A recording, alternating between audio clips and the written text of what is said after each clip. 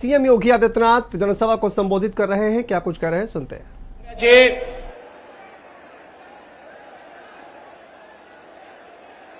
Bharatiya Janata party के फतेहपुर सीकरी से लोकप्रिय प्रत्याशी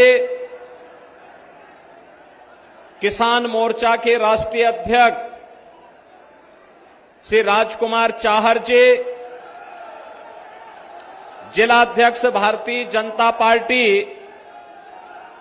श्री गिरिराज सिंह कुशवाहा जी, माननीय विधायक श्रीमती रानी पक्षालिका सिंह जी, माननीय विधायकगण श्री भगवान सिंह कुशवाहा जी,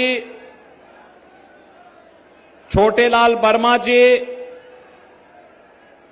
राजेश चौधरी जी, पूर्व मंत्री चौधरी उदय भान सिंह जी, माननीय विधायक धर्मपाल सिंह जी, माननीय सांसद नवीन जैन जी, आज के इस कार्यक्रम में विशेष रूप से उपस्थित भारतीय जनता पार्टी के प्रदेश के उपाध्यक्ष संतोष सिंह जी, पूर्व वायु सेनाध्यक्ष श्री राकेश सिंह भदौरिया जी,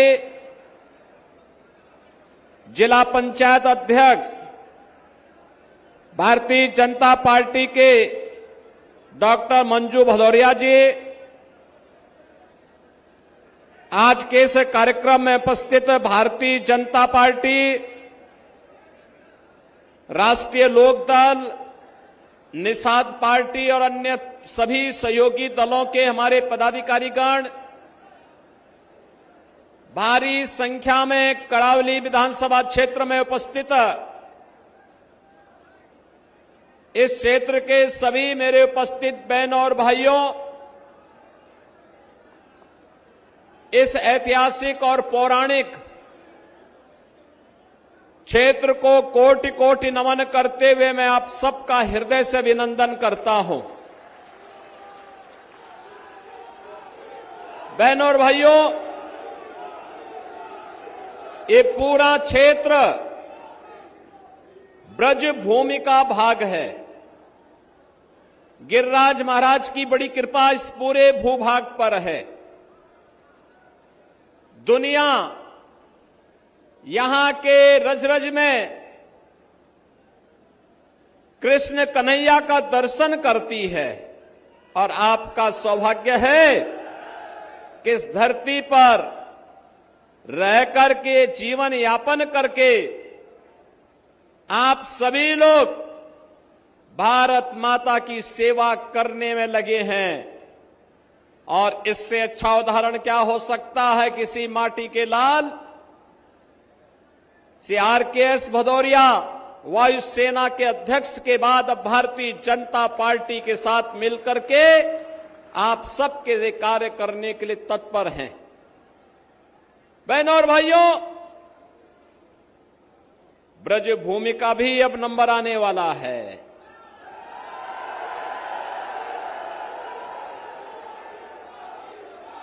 अयोध्या और काशी ने अपने लक्ष्यों को प्राप्त कर लिया है।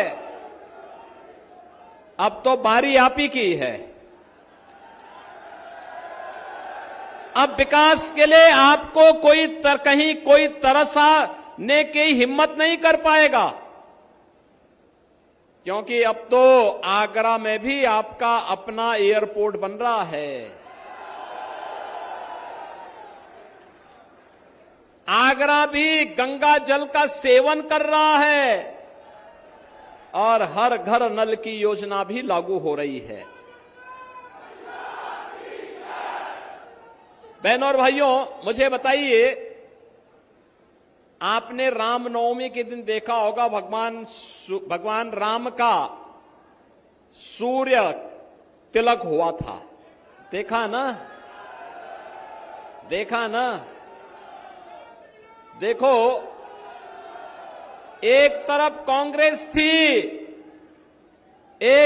कांग्रेस थी, समाजवादी पार्टी थी, बहुजन समाजवादी पार्टी थी, राम जन्मभूमि के लिए हमसे कहते थे क्या प्रमाण है कि राम का जन्म अयोध्या में हुआ, ये लोग बोलते थे। और इन दलों ने तब ये भी कहा था कि राम और कृष्ण तो हुए ही नहीं, जैसे कि इस सृष्टि के पहले कांग्रेस, सपा और बसपा ही पैदा हो गए थे, बाकी तो कोई हुआ ही नहीं था। ऐसा दिखाने का प्रयास कर रहे थे। बहनों और भाइयों, वो तो मोदी जी का प्रताप है, इनका झूठ फेल हो गया और मोदी जी के कारण 500 वर्षों का इंतजार समाप्त करके अयोध्या में रामलला का फिर से प्रकटीकरण हो गया है।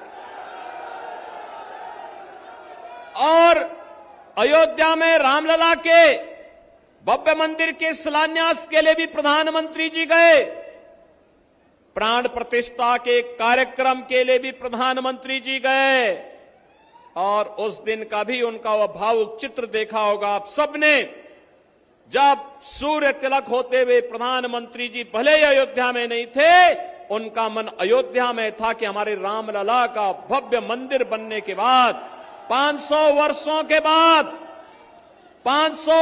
के बाद रामलला को अपनी ही जन्मभूमि पर अपना जन्मोत्सव मनाने का अवसर प्राप्त हुआ।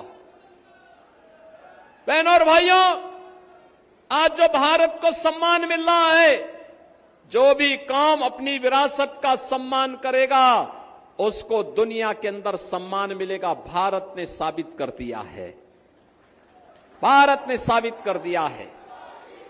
विरासत का ही सम्मान है कि काशी में काशी विश्वनाथ धाम, विरासत का ही सम्मान है कि अयोध्या में रामलला 500 वर्षों के बाद विराजमान हो रहे हैं, और विरासत का ही सम्मान है चौधरी चरण सिंह जी को भारत का सर्वोच्च नागरिक सम्मान भारत रत्न प्राप्त हुआ है। ये सभी मोदी जी के कारण। और बहनों और भाइयों, एक तरफ विरासत का सम्मान, दूसरी तरफ विकास के भी कार्य ऐसे, highway 4 lane, 6 lane, 12 lane, expressway, airport, defence corridor और हर घर नल की योजना से लेकर के IIT, IIM, medical college, AIIMS जैसे संस्थान बन रहे हैं। गरीब कल्याणकारी योजनाओं की तो कोई सानी नहीं। आप सोचो, 1947 में भारत से बड़े दंभ के साथ पाकिस्तान अलग हुआ था। पाकिस्तान की कुल आबादी 23 से 24 करोड़, भारत की आबादी 140 करोड़। भारत के अंदर 80 करोड़ लोग 4 वर्ष से फ्री में राशन की सुविधा का लाभ प्राप्त कर रहे हैं, और पाकिस्तान के अंदर 23 करोड़ जनता भूखों मर रही है, बदहाल है। जितनी पाकिस्तान की आबादी, उससे ज्यादा आबादी को प्रधानमंत्री मोदी जी के नेतृत्व में 10 वर्ष में गरीबी रेखा से ऊपर उठा करके खुशहाल जीवन और स्वावलंबन का जीवन जीने के लिए आगे बढ़ा दिया गया है। बहनों और भाइयों, कांग्रेस के लोग, सपा बसपा के लोग गरीबों के अकाउंट में डकैती डालते थे, इसीलिए जनधन अकाउंट नहीं खोलने देते थे, इसीलिए रसोई गैस के लिए तरसाते थे, इसीलिए किसान आत्महत्या करता था, क्योंकि किसान सम्मान निधि जैसी योजना नहीं थी। गरीब सर्दी में ठिठुरने के लिए मजबूर होता था और बरसात में भूखों सो जाता था। क्या स्थिति थी? 4 करोड़ गरीबों को मकान मिल गए, 12 करोड़ किसानों को किसान सम्मान निधि का लाभ मिल गया, 10 करोड़ गरीब परिवारों को उज्ज्वला योजना का रसोई गैस का कनेक्शन मिल गया। और मोदी जी ने कहा है, जो बचे कुचे हैं, अब कार्य इस तीसरे कार्यकाल में उन सबको भी हम सिचुरेट करेंगे, पूरी तरह हर व्यक्ति को सुविधा का लाभ देंगे। आपने देखा होगा कोई भेद नहीं किसी के साथ, न किसी की जाति, न किसी का मत, न किसी का मजहब, कोई चेहरा देख करके योजना का लाभ नहीं। योजनाओं का आधार सबका साथ और सबके विकास के आधार पर है। बहनों और भाइयों, सुरक्षा सबको, सुविधा सबको, तुष्टीकरण किसी की नहीं, यह भारतीय जनता पार्टी का नारा है। और भारतीय जनता पार्टी इसी मुद्दे को लेकर के सरकार भी बनाती है और आपसे कहने के लिए भी इसीलिए आई है। हम लोग इसीलिए आए हैं, विरासत और विकास का जो अद्भुत संगम भारतीय जनता पार्टी की सरकार ने मोदी जी के नेतृत्व में प्रस्तुत किया है, दुनिया कौतूहल और आश्चर्य की निगाहों से इसे देख रही है। और इसीलिए आज मैं आपके पास आया हूं आपसे कहने के लिए। बहनों और भाइयों, आज किसानों को जो सुविधाएं प्राप्त हो रही हैं, प्रधानमंत्री कृषि सिंचाई योजना, प्रधानमंत्री किसान बीमा योजना, प्रधानमंत्री किसान सम्मान निधि, इसके पीछे प्रधानमंत्री मोदी जी का नेतृत्व है, उनका मार्गदर्शन है। और पूरे देश के अंदर संगठन के माध्यम से इसको ले जाने का कोई काम कर रहा है, वह काम कर रहे हैं आपके सांसद राजकुमार चाहर, जो आपके लोकप्रिय सांसद हैं, क्योंकि वह किसान मोर्चा के भी राष्ट्रीय अध्यक्ष हैं। और इसीलिए बहनों और भाइयों, पूरे देश के अंदर वह कार्यक्रमों में, पार्टी के कार्यक्रमों में किसानों के मुद्दे को लेकर के पूरे देश के अंदर कार्य करते हैं। मैं आज आपके ये अपील करने के लिए आया हूं, आपने सांसद चुना, पूरे देश के लिए काम कर रहा है, आपके लिए तो गौरव के साथ बोलने की आवश्यकता है। हमारा सांसद केवल फतेहपुर सीकरी के लिए नहीं, पूरे देश के किसानों के लिए काम कर रहा है। और इसीलिए मैं आपसे कहने के लिए आया हूं, आपका दायित्व बनता है, आपका दायित्व बनता है। अगर आप विरासत का सम्मान करते हैं तो जिन लोगों ने राम और कृष्ण पर प्रश्न खड़े किए थे, आज उनको वोट के लिए तरसा दीजिए, एक भी वोट नहीं मिलेगा उनको। जिन्होंने विकास की योजनाओं के लिए आपको तरसाया था, जिन्होंने गंगा जल के लिए आपको तरसाया था, उनको वोट के लिए तरसा दीजिए, कह दीजिए कि भाई नहीं। जब आपको मौका मिला तब तो आपने कुछ किया नहीं, जब मौका मिला ये माफिया और अपराधी को अपने गले का हार बना करके प्रदेश के व्यापारी और बेटी की सुरक्षा में सेंध लगा रहे थे ये लोग। कांग्रेस और सपा बसपा देख रहे हैं, सभी लोग माफिया की कब्र में जाकर के फतिया पड़ रहे हैं। इनको बोलो, इनको बोल दीजिए ये चुनाव से अच्छा वक्त नहीं। इनको बोलो कि जाओ, वोट तो कमल निशान को जाएगा, तुम लोगों को 5 साल की छुट्टी दे रहे हैं, फतिया पड़ो खूब। और इसीलिए हम लोग आए हैं आपसे कहने के लिए, बहनों और भाइयों, मोदी जी का तीसरा कार्यकाल भारत को आत्मनिर्भर भारत और विकसित भारत बनाएगा। विकसित भारत के लिए वोट भाजपा को चाहिए, आत्मनिर्भर भारत के लिए भाजपा को वोट चाहिए। हर नौजवान के चेहरे पर खुशहाली लाने के लिए, हर बेटी को सुरक्षा और स्वावलंबन के मार्ग पर आगे बढ़ाने के लिए, भारत को दुनिया की एक ताकत बनाने के लिए भारतीय जनता पार्टी को आपका आशीर्वाद चाहिए, आपका समर्थन चाहिए। और इसके लिए मैं भारतीय जनता पार्टी के सभी जनप्रतिनिधियों से और सभी कार्यकर्ताओं से भी अपील करूंगा, चुनाव प्रत्याशी का नाम राजकुमार चाहर हो सकता है, लेकिन चुनाव तक हर व्यक्ति को राजकुमार चाहर बनना पड़ेगा। बहनों और भाइयों, चुनाव तीसरे चरण में यहां होना है और तीसरे चरण के चुनाव के लिए अभी से आपको मैं अपील करूंगा, घर घर जाइए। हमारा नारा राष्ट्रवाद का है, जातिवाद का नहीं हो सकता है। जातिवाद के नाम पर बांटने वाले लोग देश को कमजोर करना चाहते हैं।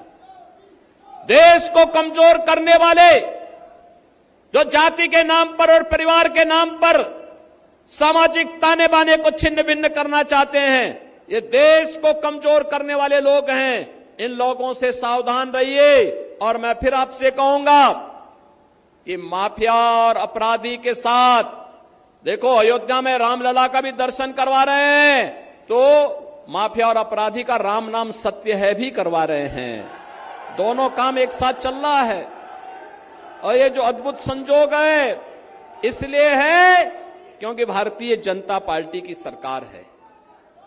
और इसीलिए मैं आपसे अपील करूंगा कि तीसरे चरण के मतदान के लिए अभी से कमर कसिए। एक एक वोट हमारा राष्ट्रवाद के लिए जाएगा, मोदी जी के लिए जाएगा, कमल चुनाव चिन्ह के लिए जाएगा। और इसके लिए राजकुमार चाहर को भारी मतों से विजयी बनाना पड़ेगा। सहमत हैं? सहमत हैं? सहमत हैं? आप सभी लोग इस बात के लिए सहमत हैं ना? घर घर जाएंगे, मतदान का प्रतिशत बढ़ाएंगे, हर मतदाता को मतदान स्थल पर चलने की अपील करेंगे। तो बहनों और भाइयों, कमल चुनाव चिन्ह पर राजकुमार चाहर बनकर के आप घर घर जाएंगे इस विश्वास के साथ। मैं आप सबसे कहूंगा, आप मेरे साथ बोलेंगे, भारत माता की, भारत माता की, भारत माता की, वंदे वंदे वंदे। बहुत धन्यवाद आदरणीय हमारे पूज्य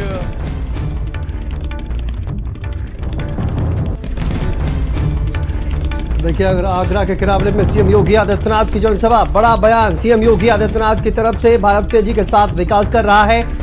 आगरा में सीएम योगी आदित्यनाथ की ये बड़ी सभा। देश में एम्स आईआईटी का निर्माण हो रहा है और देश में किसान सम्मान निधि भी मिल रही है।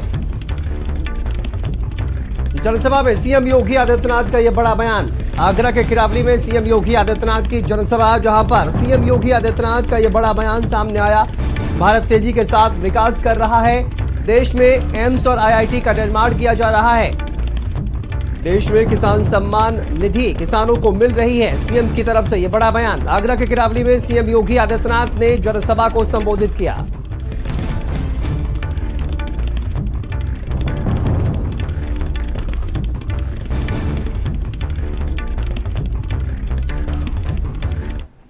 चलिए, यहां पर